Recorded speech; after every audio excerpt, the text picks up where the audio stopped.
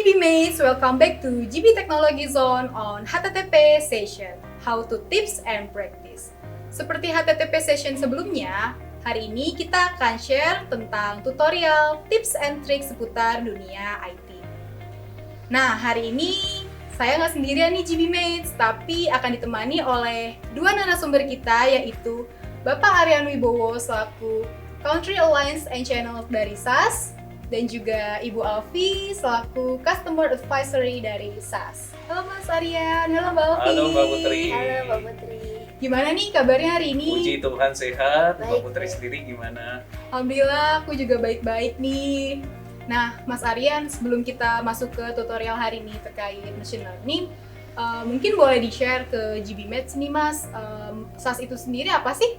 Jadi SAS sendiri adalah number one and the biggest analytic powerhouse di dunia yang fokusnya memang di bidang analitik saja.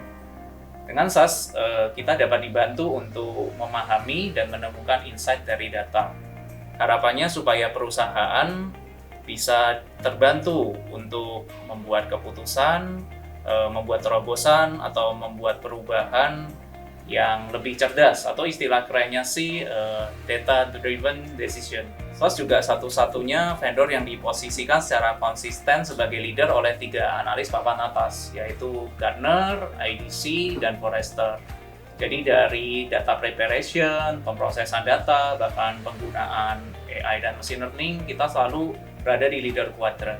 Bisa di-share nggak ya Mas contohnya yang lebih spesifik ke aku dan GB Mates? Oke, jadi kita ambil contoh ya dari laporan terbaru Gartner tahun 2020 tentang Data Science and Machine Learning Platforms. Jadi di situ bisa kelihatan kelebihan dan keunggulan SAS, di mana kita bisa mendukung full variety dari pekerjaan analitik.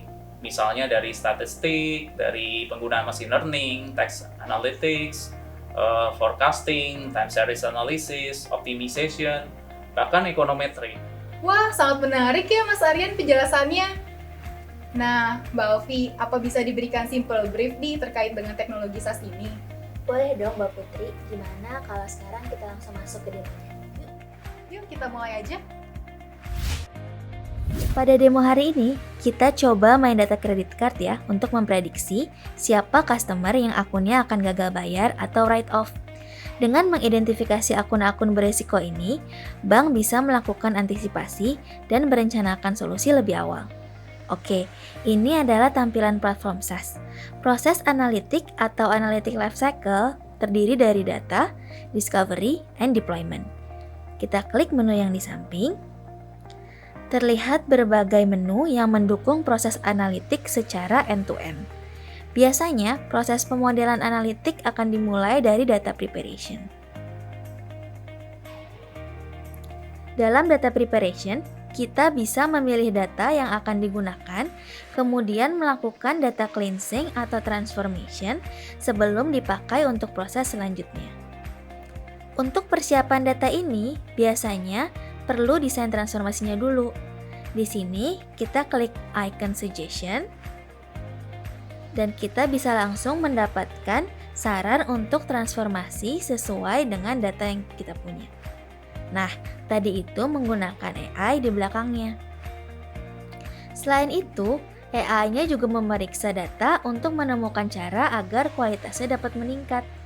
Kita bisa melihat dan memilih berbagai saran yang diberikan oleh SAS untuk data kita dan mengaplikasikannya.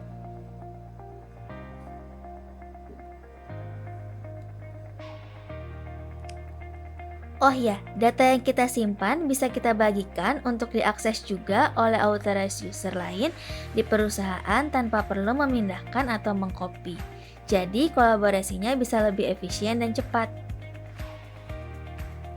Selanjutnya, sistem dapat membantu kita untuk mendapatkan insight dari data. Kita klik Explore and Visualize. Contohnya di sini kita bisa melihat bahwa dari 10.000 customer account, 4.000 diantaranya mungkin akan gagal bayar. Oleh karena itu, kita akan membuat prediksi customer beresiko tersebut dengan cepat dan akurat. Jika Anda tidak tahu harus mulai dari mana, SAS menyediakan shortcut menggunakan AI untuk membantu memberikan rekomendasi pembuatan dashboard.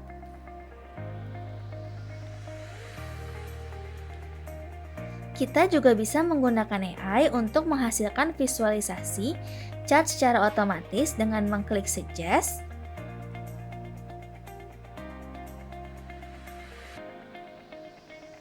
Dan sistem akan menghasilkan berbagai chart dengan pattern dan relationship yang unik untuk membantu memulai proses analisis.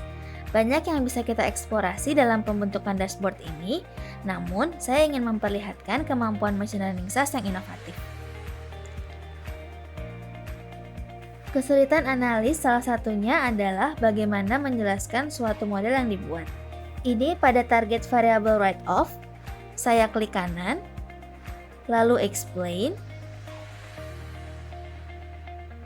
SAS menjalankan berbagai algoritma machine learning di belakangnya untuk menghasilkan prediktor atau faktor yang mempengaruhi variabel write-off. Faktor-faktor ini diurutkan berdasarkan variabel kepentingan, dan kita juga bisa melihat distribusinya di sebelah kanan. Di kiri bawah kita bisa melihat 3 segmen teratas dan 3 segmen terbawah yang beresiko terkena write-off. Business rule yang terdapat pada setiap segmen ditulis dengan natural language agar lebih mudah dimengerti. Jika kita juga bisa memilih faktor lain, misalnya kredit limit. Chart akan berubah secara dinamis, merefleksikan bagaimana kredit limit berpengaruh terhadap write-off secara spesifik. Jika kita expand halaman ini,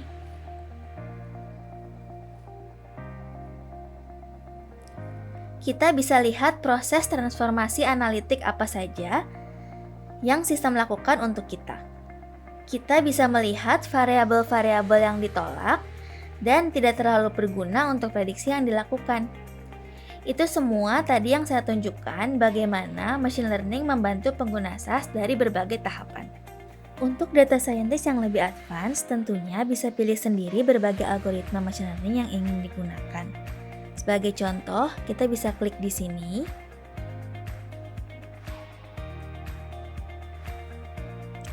Kita bisa klik salah satu algoritma di sini lalu muncul visualisasi interaktifnya.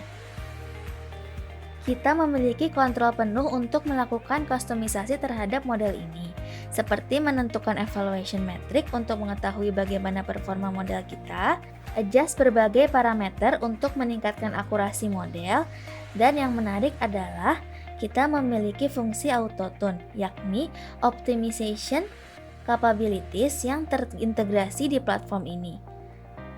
Autotune ini memungkinkan sistem untuk menguji hyperparameter values yang berbeda dan menemukan kombinasi yang tepat untuk meminimalisir model error. Fitur ini juga tersedia untuk algoritma machine learning yang lain yang terdapat di platform ini.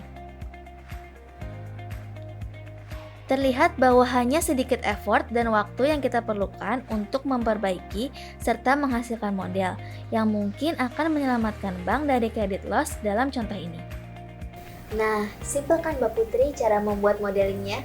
Ternyata simpel ya Mbak Alfi, tinggal klik drag and drop, kita sudah dapat mengolah data dengan mudah yang sudah disesuaikan dengan modeling yang paling efektif. Ya gitu deh Mbak Putri. Jadi kalau user kamu ada yang butuh demo atau produk update, kita dari SAS bisa langsung bantu kok. Mantap nih Mas Aryan dan Mbak Alfi. Nah GBmates, finally kita sudah berada di akhir session kita nih hari ini bersama dengan Bapak Aryan dan juga Ibu Alfi dari SAS. Terima kasih sekali lagi untuk Mas Aryan dan Mbak Alfi untuk kehadirannya di sini ya. Sama Mbak Putri. Sekian sharing session kita hari ini mengenai how to build machine learning models. Semoga bermanfaat untuk GBmates. Thank you for your support and see you on the next GB HTTP session.